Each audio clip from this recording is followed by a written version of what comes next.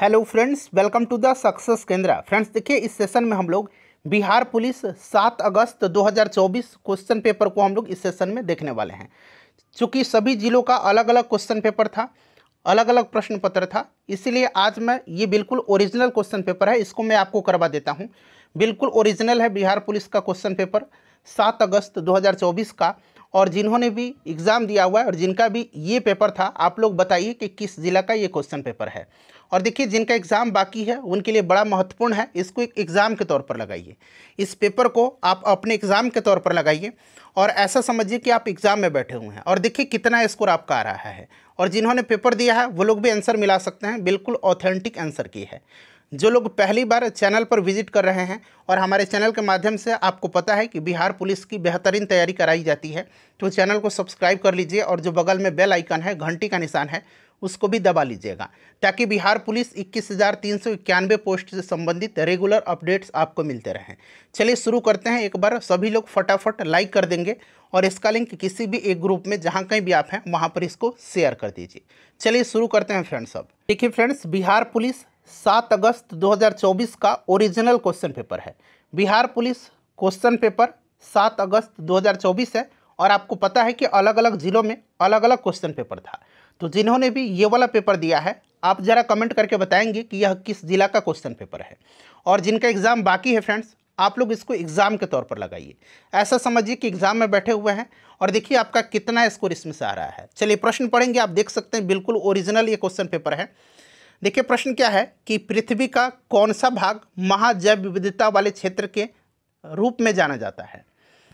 तो देखिए, पृथ्वी का कौन सा भाग महाजैव विविधता, ठीक है ना। अंग्रेजी में भी यहाँ पर आप देख सकते हैं कि which region of earth is called the region of mega diversity, ठीक है ना। तो ये जाना जाता है कर्क रेखा और उष्ण कटिबंधीय क्षेत्र, कर्क रेखा के उष्ण कटिबंधीय क्षेत्र और मकर रेखा के उष्ण कटिबंधीय क्षेत्र के बीच में। ऑप्शन नंबर यहाँ पर बी यहाँ पर राइट आंसर होगा। थोड़ा सा वीडियो का क्वालिटी जो है आप लोग बढ़ा लीजिएगा, ठीक है ना। वीडियो का क्वालिटी अगर आपके पास पर्याप्त इंटरनेट है तो 720 पर कर लीजिए, अन्यथा 480 पर भी आपको क्लियर दिखाई देगा। देखिए बेल जार, ये बेल लिखा गया है इस तरह से, बेल जार, ठीक है ना। बेल जार में प्रयोग KOH यानी कि पोटेशियम हाइड्रोक्साइड किस तरह से प्रकाश संश्लेषण की प्रक्रिया को प्रभावित करता है। आप लोग बताइए कि किस जिला का ये क्वेश्चन पेपर है, ठीक है ना। चले तो यहाँ पर देखिए KOH जो है जार में उपस्थित CO2 को यानी कि कार्बन डाइऑक्साइड को अवशोषित करता है। तो यहाँ पर ऑप्शन नंबर बी जो होगा इसका राइट आंसर होगा। चलिए उसके बाद देखिए अगला प्रश्न क्या पूछा गया है। अगला प्रश्न पूछा गया कि which of the following standardized, Hindi में पढ़िए, निम्न में से कौन सा मानकीकरण चिन्ह सोने के आभूषणों की शुद्धता के निर्धारण के लिए आवश्यक है। वैसे मैं जब पढ़ूंगा ना तो क्वेश्चन आपको क्लियर हो जाएगा, ठीक है ना। चलिए मैं भी पढ़ रहा था तो समझ में नहीं आ रहा था, चूंकि स्पष्ट उतना नहीं है, लेकिन मैं पढ़ूंगा तो आपको क्लियर होता जाएगा। देखिए निम्न में से कौन सा मानकीकरण चिन्ह सोने के आभूषणों की शुद्धता के निर्धारण के लिए आवश्यक है। तो आपको पता है हॉलमार्क है। यहाँ पर देखिए अंग्रेजी में हॉलमार्क आपको दिख रहा है, हॉलमार्क है, ठीक है। चलिए उसके बाद देखिए पूछा गया कि भारत में प्रथम जनगणना किस वर्ष में हुई थी। तो ये प्रश्न मैंने आपको कराया हुआ है। मैं आपको बताते चलूँगा कि कौन कौन सा प्रश्न मैंने आपको कराया हुआ, और ईमानदारी से जो लोग शुरू से जुड़े हुए हैं वो लोग बताइएगा, क्योंकि जो नए वाले आए हैं 3-4 सेशन देखे होंगे वो लोग कहेंगे कि नहीं था। देखिए मैंने बताया था कि लॉर्ड मेयो के समय में 1872 में, ठीक है ना, पहली बार जनगणना हुई थी और नियमित जनगणना लॉर्ड रिपन के समय से हुआ था, ठीक है ना। तो यहाँ पर 1872 न देकर के 1871 दिया गया है, ठीक है। चलिए उसके बाद देखिएगा कि संयुक्त राष्ट्र के अनुसार सतत विकास से संबंधित लक्ष्य संख्या कितना है, लक्ष्य संख्या कितना है। तो फ्रेंड्स ये जो है आपका कितना है, 17 है। 17 यहाँ पर राइट आंसर हो जाएगा, ठीक है। चलिए उसके बाद देखिएगा कि निम्नलिखित में से शुद्ध शब्द छांटना है आपको। देखिए ये अतिथि इस तरह से लिखा गया है, अतिथि यहाँ पर मैं लिख देता हूँ ताकि आपको क्लियर दिखाई दे। दवाइयाँ आपको दिख रहा है, नूपुर लिखा गया है, नूपुर इस तरह से लिखा गया है, नूपुर, ठीक है ना, नूपुर लिखा गया है। और अत्याधिक लिखा गया है, अत्याधिक, अत्याधिक। अब बताइए इसमें से कौन सा सही लिखा गया है, सही वर्तनी कौन सा है। तो यहाँ पर आप नूपुर देखेंगे ना, नूपुर इस तरह से लिखा गया है, तो नूपुर यहाँ पर करेक्ट लिखा गया है, ठीक है ना। अतिथि ऐसे नहीं होगा, अतिथि में थ में हर्षिकार होगा, ठीक है ना। दवाइयाँ में ये ऊपर नहीं रहेगा, इस तरह से दवाइयाँ होता है, दवाइयाँ। चलिए देखिए अंधे के हाथ बटेर लगना, ये मुहावरा है, लोकोक्ति है। इसका अर्थ क्या होता है, अंधे के हाथ बटेर लगना। तो संयोग से अयोग्य या अनाड़ी को सफलता मिलना। और ये वाला प्रश्न मैंने एडजस्ट कराया हुआ था कि अंधे के हाथ बटेर लगना। ठीक है, चलिए तो 2 प्रश्न आपको मिल गए। उसके बाद देखिए निम्नलिखित में से अतिवृष्टि का, अतिवृष्टि के लिए विलोम शब्द, ये भी प्रश्न मैंने आपको कराया हुआ है। अतिवृष्टि का अनावृष्टि होता है, यहाँ पर देखिए अनावृष्टि दिया गया, अनावृष्टि होता है। ठीक है, अनावृष्टि होता है। चलिए फ्रेंड्स, उसके बाद देखिए क्वेश्चन नंबर 14 है कि ईस्ट सेंट्रल रेलवे यानी कि पूर्व मध्य रेलवे का, यहाँ पर अंग्रेजी में ही लिख दिया गया पूर्व मध्य रेलवे का, ये मैंने कराया हुआ है, 2-3 बार कराया हुआ है। पूर्व मध्य रेलवे का मुख्यालय, पूर्व मध्य रेलवे का मुख्यालय तो मैंने बताया था पुमरे। ठीक है ना, तो ये आपका हाजीपुर में है, ऑप्शन सी में आप देख सकते हैं। चलिए एडजेक्ट है ये प्रश्न। उसके बाद देखिए निम्न में से कौन सी नहर भारतीय महासागर, हिंद महासागर को भूमध्य सागर से जोड़ती है, ये भी प्रश्न मैंने कराया। हो सकता है कि आप कहेंगे कि ये प्रश्न तो मैंने पढ़ा भी है, कोई बात नहीं, जो मैंने अपने सेट में कराया हुआ है वो मैं आपको काउंट करा रहा हूँ। तो फ्रेंड्स ये आपको पता है कि स्वेज नहर है। ठीक है ना, लाल सागर के माध्यम से जो है ये जोड़ता है। क्लियर। चलिए उसके बाद देखिएगा कि राष्ट्रीय राजमार्ग जलमार्ग, ये वाटरवे है, जलमार्ग है। राष्ट्रीय जलमार्ग नंबर 2 जो है ये किस नदी पर पड़ता है? तो ये किस नदी पर पड़ता है, ये आपसे पूछा गया है। तो फ्रेंड्स ये पड़ता है ब्रह्मपुत्र नदी पर। ठीक है ना, ब्रह्मपुत्र नदी पर। चलिए उसके बाद देखिए पूछा गया है कि एक राज्य से दूसरे राज्य में, ठीक है ना, देखिए एक राज्य में दूसरे राज्य, एक मिनट अंग्रेजी वाला पढ़िएगा, कि the percentage of the net sown area, ठीक है ना, varies from the state to another 80% of the total area in, खाली स्थान दिया गया, अंडर कल्टीवेशन, यानी कि एक राज्य से दूसरे शायद ये राज्य में शुद्ध क्या है, ये बोए गए क्षेत्र का, ठीक है ना, प्रतिशत भिन्न भिन्न है, खाली स्थान दिया गया में 80% भाग पर कृषि होती है, तो ये पंजाब में होता है। पंजाब यहाँ पर इसका राइट आंसर होगा। ठीक है, चलिए उसके बाद देखिएगा यहाँ पर मिलान करना है, और एक तरफ से जो है आपको कॉलम ए में और उसका प्रॉपर सफिक्स दिया गया है कॉलम बी में। तो चाइल्ड का चिल्ड्रन होता है, क्लास का क्लासिकल होता है, ठीक है ना, जस्टिफाई होता है, ठीक है, और डीपली होता है, और जस्टिस होगा, ठीक है ना, जस्टिस होता है, जस्टिस। चलिए नेक्स्ट क्वेश्चन करेंगे। यहां पर देखिए कह रहा है कि यू खाली स्थान दिया गया है, light A match the room is full of gas, तो यू मस्ट नॉट, ठीक है ना, तो मस्ट नॉट का प्रयोग होगा, मतलब तुमको माचिस नहीं जलाना है। कारण क्या है कि रूम जो है पूरा गैस से भरा हुआ है। चलिए उसके बाद देखिएगा कि यहाँ पर कह रहा है कि पर्सन अनेबल पे हिज डेप्ट, इसको 1 वर्ड सब्स्टिट्यूशन बताना है। चूँकि अंडरलाइन पार्ट में कह रहा है कि अंडरलाइन पार्ट का आपको 1 वर्ड बताना है, 1 वर्ड। देखिए तो एक व्यक्ति जो अपना जो डेप्ट है उसको वो चुकाने में असमर्थ है ना, उसको कहा जाता है दिवालिया, यानी कि बैंकरप्ट इसको अंग्रेजी में कहा जाए, हिंदी में दिवालिया बोलते हैं। चलिए उसके बाद देखिएगा कि निशा गांधी नृत्य उत्सव, निशा गांधी, ठीक है ना, निशा गांधी नृत्य उत्सव जो है ये किस राज्य में मनाया जाता है, मतलब कहाँ पर साल में 2 बार मनाया जाता है बताइए। तो निशा गांधी मनाया जाता है केरला में। ठीक है, चलिए उसके बाद देखिएगा कि बिहार सरकार के द्वारा इको टूरिज्म को बढ़ावा देने के लिए कन्वेंशन सेंटर कहाँ स्थापित किया जा रहा है। तो ये कन्वेंशन सेंटर जो है ये वाल्मीकि टाइगर रिजर्व में, वाल्मीकि टाइगर रिजर्व आप ऑप्शन बी में देख सकते हैं। यहाँ पर हिंदी वाले में थोड़ा सा आपको स्पष्ट नहीं दिखाई देगा, लेकिन हिंदी वाले में के बजाय अंग्रेजी में आप देखेंगे तो ज़्यादा क्लियर होगा। चलिए उसके बाद देखिए पूछा गया है कि संविधान के किस अनुच्छेद के अंतर्गत बिहार उच्च न्यायालय को बंदी प्रत्यक्षीकरण की रिट जारी करने की शक्ति प्राप्त है। ये प्रश्न मैंने कराया हुआ है, लेकिन मैंने इस भाषा में नहीं कराया हुआ है। मैंने कराया था कि किस अनुच्छेद के तहत जो है उच्च न्यायालय को, यानी कि हाई कोर्ट को रिट जारी करने का अधिकार प्राप्त है। तो देखिए संविधान के किस अनुच्छेद के अंतर्गत बिहार के उच्च न्यायालय, ये भी तो उच्च न्यायालय ही है, रिट जारी, 5 प्रकार की रिट में बंदी प्रत्यक्षीकरण भी आता है। तो कौन सा अनुच्छेद, यहाँ पर देख सकते हैं 226 दिया गया है। ठीक है ना फ्रेंड्स। चले उसके बाद देखिएगा कि यहाँ पर स्पोर्ट्स स्टार, अंग्रेजी में पढ़िए, स्पोर्ट्स स्टार जो है इसका ACES अवार्ड जो है, ठीक है ना, उसमें पूछा गया कि स्पोर्ट्समैन ऑफ द ईयर 2024 किसको दिया गया है। प्रश्न यही है कि स्पोर्ट्स अवार्ड ACS पुरस्कार समारोह में घोषित स्पोर्ट्समैन ऑफ द ईयर 2024 कौन है। तो फ्रेंड्स ये मोहम्मद सामी हैं। ठीक है, चलिए उसके बाद देखिए पूछा गया है कि ये वाला प्रश्न मैंने अपने सेट में भी कराया था, और करंट अफेयर्स का जो मैंने सेट कराया था 400 क्वेश्चन का, उसमें भी मैंने कराया था। देखिए रुद्रम 2 मिसाइल है, रुद्रम 2 मिसाइल मैंने बताया था कि DRDO के द्वारा इसका परीक्षण किया गया है। और ये जो है यहाँ पर देखिएगा कि इस मिसाइल की मारक प्रकृति क्या है, हवा से हवा, सतह से हवा, सतह से सतह, हवा से सतह। ये मेरे सेट में भी है और करंट अफेयर का जो मैंने कराया हुआ था 400 क्वेश्चन उसमें भी मैंने कराया हुआ है। तो राइट आंसर इसका क्या होगा फ्रेंड्स बताइए। तो यहाँ पर देखेंगे एयर टू सरफेस है इसका, air to surface, air to surface यानी कि हवा से सतह, ठीक है। चलिए उसके बाद देखिएगा कि किस जिले में निक्रिस, अंग्रेजी में देखिए यहाँ पर दिख रहा है आपको, देखिए निक्रिस NIKRISH, निक्रिस पंप कैनल, निक्रिस पंप कैनल यानी कि निक्रिस नहर परियोजना, निक्रिस पंप नहर परियोजना का निर्माण की घोषणा किया गया बिहार के किस जिले में। तो फ्रेंड्स ये बक्सर होगा। चलिए उसके बाद देखिए पूछा गया कि निम्नलिखित में से कौन सी बहुकेंद्रीय मांसपेशी है, बहुकेंद्रीय यानी कि बताइए राइट आंसर क्या होगा। तो इसमें से कंकाल मांसपेशी होगा।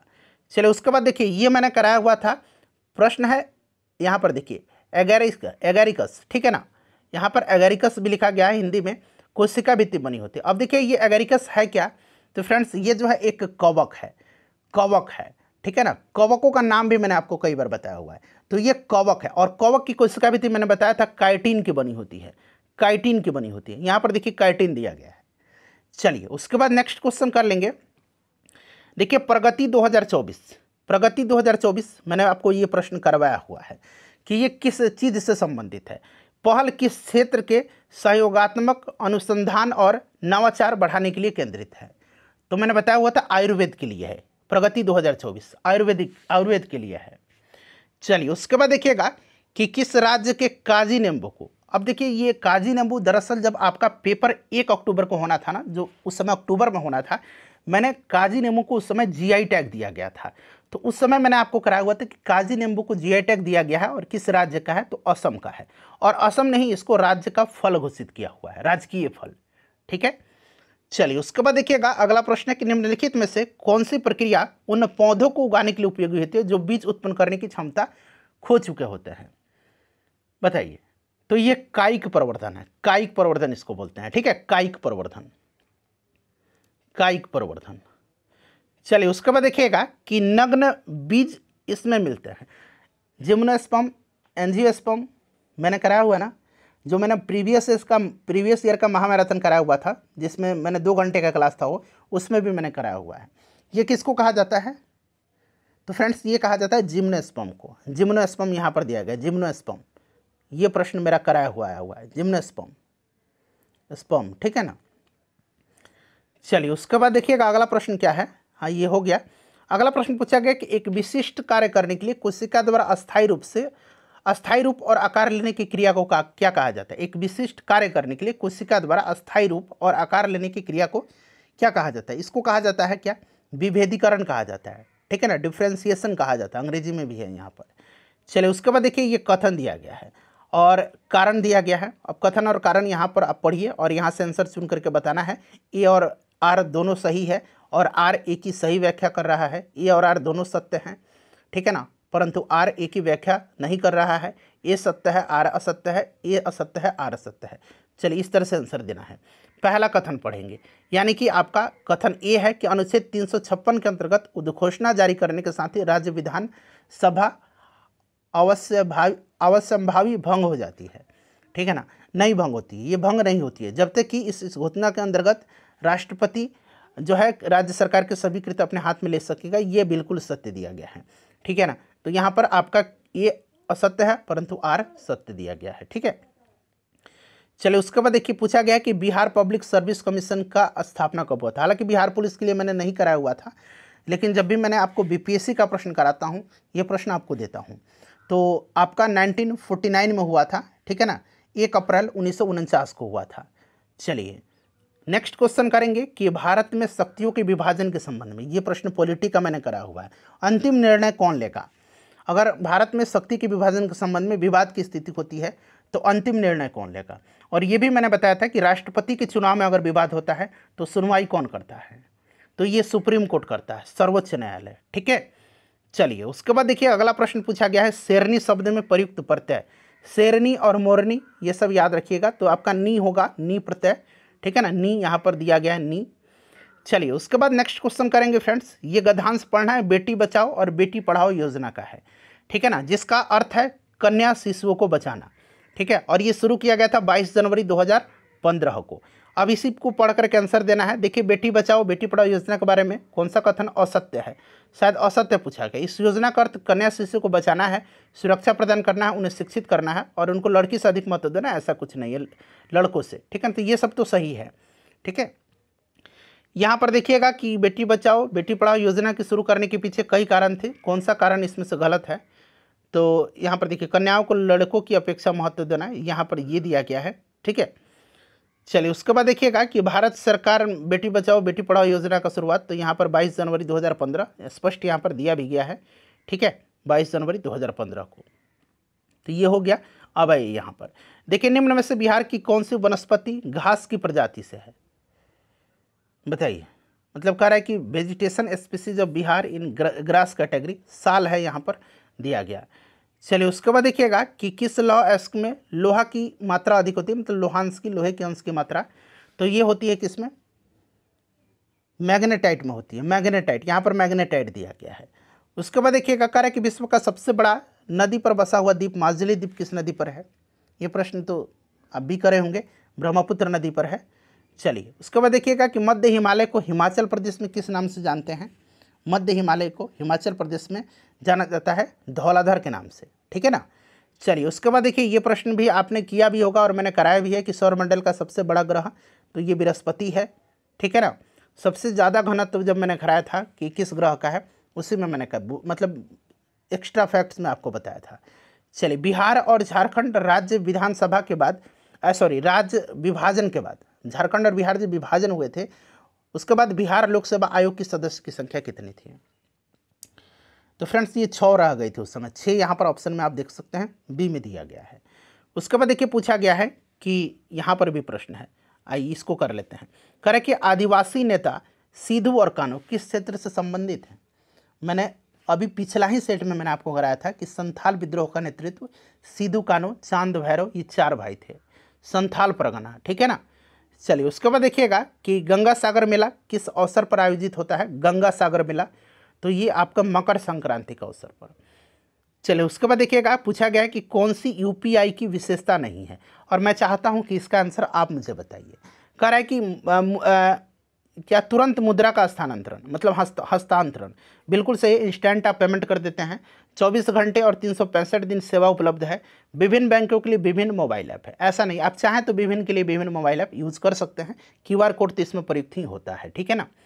चलिए उसके बाद देखिए अगला प्रश्न है, ये वाला मैंने करा दिया था, बिहार झारखंड राज्य के विभाजन के बाद बिहार लोक सेवा आयोग की सदस्य की संख्या 6 रह गई थी। अब देखिए अंग्रेजी में पढ़िए, कह रहा है कि in open office calc CALC लिखा गया है, इज खाली स्थान है, refers to a cell of a range है ऑफ, यहाँ पर स्पष्ट नहीं हो रहा, हिंदी में देखिए, ओपन ऑफिस कैल्क में एक सेल या एक सेल, यहाँ पर भी नहीं हो रहा है, को किसी वर्कशीट में दर्शाता है जिसकी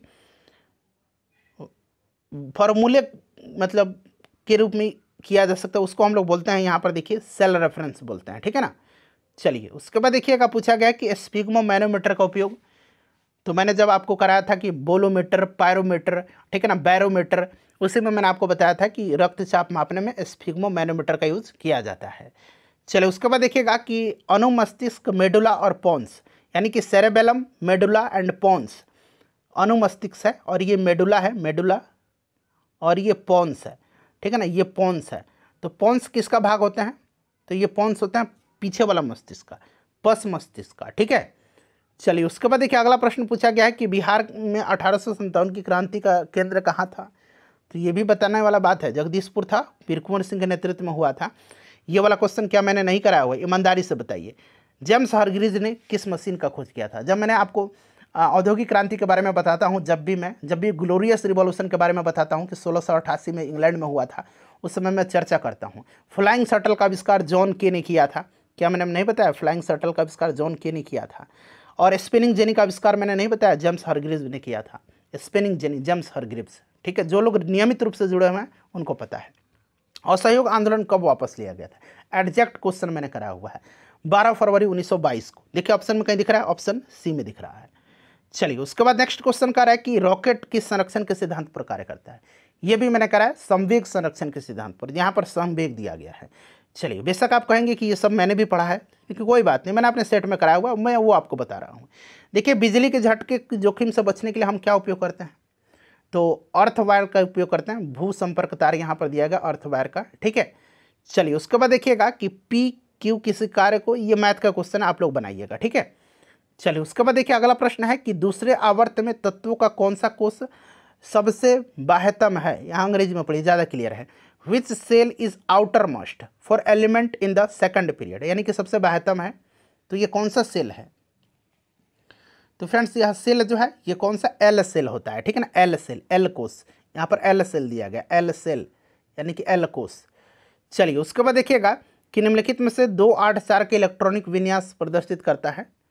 284 का मैंने आपको ये एडजेक्ट कराया हुआ है, और उसमें मैंने आपको पूछा था वैलेंसी कितना है, इसका संयोजकता पूछा था। 284 एकदम मैंने कराया हुआ, और उसी दरम्यान मैंने आपको बताया कि ये सिलिकॉन का होता है 14 एटॉमिक नंबर, ठीक है ना, तो उसी समय मैंने बताया हुआ। देखिए ये प्रश्न भी लड़ गया है। उसके बाद चलिए उसके बाद देखिएगा अगला प्रश्न है कि फ्लेमिंग के बाएं हाथ के नियम के अनुसार मध्यमा उंगली, ठीक है ना, किसका प्रतिनिधित्व करती है। यानी कि यहाँ पर देखिए मिडिल फिंगर का रहा है कि मिडिल फिंगर, तो देखिए मिडिल फिंगर जो है आपको पता है कि डायरेक्शन ऑफ करंट बताता है, तो यहाँ पर देखिए ऑप्शन नंबर डी में है द डायरेक्शन ऑफ करंट। उसके बाद देखिए 4 फिंगर जो होता है, 4 फिंगर ये बताता है डायरेक्शन ऑफ मैग्नेटिक फील्ड, तो यहाँ पर देखेंगे आपका मैग्नेटिक फील्ड बताता है। और थंब जो है आपका अंगूठा, ये direction of the force on the conduction बताता है, direction on the force on the conduction, conductor, ठीक है ना, यहाँ पर दिया गया है, ठीक है। चलिए उसके बाद देखिएगा सेम क्वेश्चन लास्ट सेट में मैंने कराया था, सेट 9 या सेट 10 में है। ताप बढ़ने पर ध्वनि पर क्या प्रभाव पड़ता है, तो मैंने बताया था ध्वनि की चाल बढ़ती है। वहीं पूछेंगे ताप बढ़ाने पर ध्वनि तरंग की चाल क्या होगी, तो बढ़ती है, इंक्रीज होगा, बढ़ती है, ठीक है ना, इंक्रीज होगा। चलिए ये भी प्रश्न लड़ गया। उसके बाद देखिए कह रहा है कि एक महाविद्यालय में 42 विद्यार्थी हैं, उसमें से 30% लड़कियाँ, ये 30% है। तो लड़कों की संख्या यानी कि लड़के 70% है 4200 का, 30 लड़कियाँ हो गई, तो लड़के कितने हो गए, 70% ही तो हो गए। लड़कों की संख्या बताना है। 2 0 से 2 0 कैंसिल हो गया, 7 दूना 14, 7 चौका 28, 1 29 और 1 0 आ गया, 2940, ऑप्शन डी में है। चलिए उसके बाद देखिएगा ये भी प्रश्न देख लीजिए, मैथ का ही क्वेश्चन है, इसको सॉल्व कर लीजिएगा, ठीक है। एक दुकानदार ने एक कुर्सी को 600 रुपये में खरीदा है और 675 रुपये में बेच दिया है। प्रतिशत लाभ निकालना है, कितना आसान है। 75 रुपया का यहाँ पर आप लाभ परसेंट निकालना है, तो यहाँ पर 600 है क्रय मूल्य बटा 100, 2 0 से 2 0 कट गया, ठीक है ना, और 75 बटा 6 हो गया। इसको करिए 6 कम 6 बचा 1, 6 दूना 12 बचा 3, ठीक है ना, तो ये 12 हो गया बचा 3, तो 6 तिरका 18, 6 चौका 24, 125, 12.5%। चलिए उसके बाद देखिएगा ये वाला क्वेश्चन क्लियर नहीं हो पा रहा है, लेकिन मैं आपको बता रहा हूँ। कह रहा है कि ना एक बैग में 1 रुपया का, 50 पैसे का और 25 पैसे का और 10 पैसे का, यानी कि 1 रुपया, 50 पैसा, 25 पैसा और 10 पैसे के सिक्के हैं, ठीक है ना। और यहाँ पर अनुपात भी बताया गया है, 1:1 शायद 5 अनुपात में है, और मैंने इसी को मान करके सॉल्व किया है। तो ये कुल इनकी राशि है 22.25, ये 22.25 लिखा गया है। तो इसमें 25 पैसे के सिक्के की संख्या, तो 25 पैसे के सिक्के की संख्या 25 ही होना चाहिए। आप लोग भी सॉल्व करिएगा, ठीक है। चलिए उसके बाद देखिएगा ये मैंने नहीं कराया, लैक्टिक एसिड दूध दही इन सब में पाया जाता है, तो यहाँ पर कर्ड दिया गया है। चलिए हिंदी में आइए, लैक्टिक एसिड दही में, ऑक्जेलिक एसिड टमाटर में, चिक कर मैं बताता हूँ, ऑक्जेलिक एसिड टमाटर में, और सिट्रिक एसिड जो है सिरका में। सिट्रिक एसिड खट्टे फल जो होते हैं नींबू संतरा उनमें पाया जाता है। टार्टरिक एसिड मैंने बताया था इमली अंगूर, कच्चा आम जो है कच्चा मैंगो, उसमें टार्टरिक एसिड पाया जाता है। देख सकते हैं आप 10-12 प्रश्न डायरेक्टली पूछे गए हैं। चलिए उसके बाद पूछा गया है कि एसिड रेन का पीएच रेंज कितना। एसिड रेन का 5.6 से कम पीएच वैल्यू होगा। तो यहाँ पर देख सकते हैं 100 क्वेश्चन और 5 क्वेश्चन और छूटा हुआ है, वो मैं आपको करवा देता हूँ। आइए ये वाला क्वेश्चन शायद मैंने पहले भी कल ही आपको शायद करवाया हुआ है, यहाँ पर इसको देख लीजिएगा। हाँ ये वाला क्वेश्चन है, देखिए आइए 1 मिनट रुक जाइए।